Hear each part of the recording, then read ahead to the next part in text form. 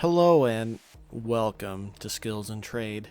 In today's exciting video, we're just going to polish this aluminum tray using the Chemical Guys heavy metal polish. So what we're going to do is place some on our Scott Blue shop towel, and then I'm just going to rub it into this aluminum tray until it's as dark as possible. And then after spending a good amount of time rubbing it in to the aluminum tray, I'm just going to grab another Scott Blue shop towel to wipe away this polish to reveal a mirror shine.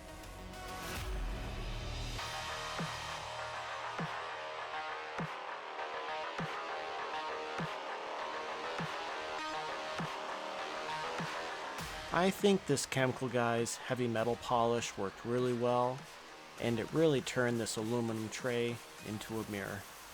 And I just want to thank you all so very much for watching.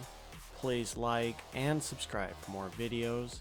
Please leave a comment down in the comment box, and have a wonderful day.